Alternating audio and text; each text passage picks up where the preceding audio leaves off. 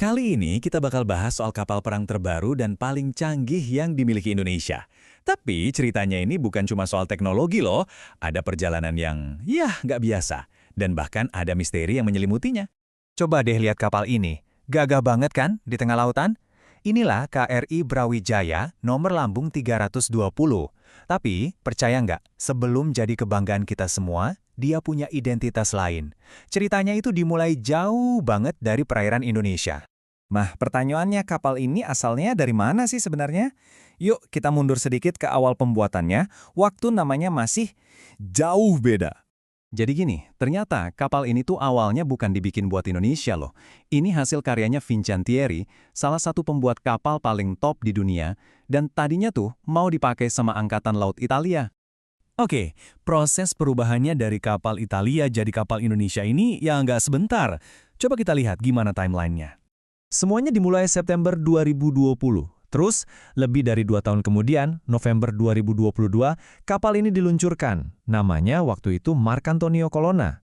Nah, setelah diuji coba habis-habisan di laut bulan Juli 2023, akhirnya momen pentingnya datang di Maret 2024.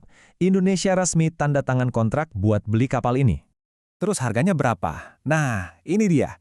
Untuk 2 kapal canggih ini, kontraknya itu senilai 1,18 miliar euro. Gila kan? Ini angka yang gede banget dan nunjukin keseriusan Indonesia buat modernisasi pertahanan. Oke, dealnya udah selesai, sekarang babak baru dimulai. Inilah perjalanan epik pertama kapal ini di bawah bendera merah putih. Nah, ini momen historisnya nih, tanggal 29 Januari 2025. Di sebuah upacara di Italia, nama Marcantonio Colonna itu resmi diganti jadi KRI Brawijaya.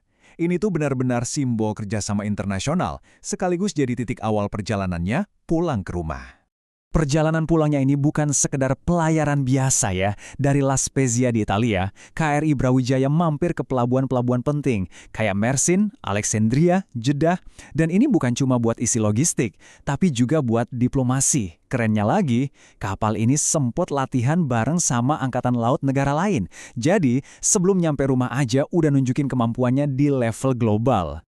Dan akhirnya, setelah perjalanan panjang yang penuh cerita, tanggal 4 September 2025, KRI Brawijaya tiba. Wah, ini pasti momen yang emosional banget ya, saat kapal andalan baru kita ini pertama kalinya masuk perairan Indonesia, disambut sebagai kekuatan baru buat negara kita. Oke, kita udah tahu perjalanannya yang luar biasa. Sekarang, yuk kita bedah, apa sih yang bikin kapal ini istimewa, apa aja kemampuannya. KRI Brawijaya ini masuk ke kelas Tothon di Revel. Nah, kelas ini dikenal sebagai kapal serbaguna. Jadi, desainnya itu fleksibel banget, bisa buat macam-macam misi, mulai dari patroli biasa sampai pertempuran sengit sekalipun. Coba kita lihat angka-angkanya ya. Panjangnya 143 meter, bobotnya lebih dari 6.000 ton. Gede banget ini. Kecepatannya bisa sampai 27 knot dan daya jelajahnya itu 5.000 mil laut. Artinya, dia bisa beroperasi jauh banget dari pangkalan. Pokoknya ini kapal yang kemampuannya top banget. Tapi di balik semua kecanggihan ini, ada plot twist-nya. Ada sebuah misteri yang cukup menarik, terutama soal persenjataannya pas diserah terimakan. Nah kan, kapalnya gede, kencang, baru. Terus misterinya apa dong? Apa yang disembunyiin di balik kapal perang secanggih ini? Jawabannya ada di satu istilah Angkatan Laut yang namanya FFBNW, singkatan dari Fitted for but not with. Gampangnya gini, kapal itu udah disiapin buat bawa senjata canggih. Tempatnya ada, kabel-kabelnya ada, semua sistem pendukungnya ada, tapi senjatanya sendiri belum dipasang.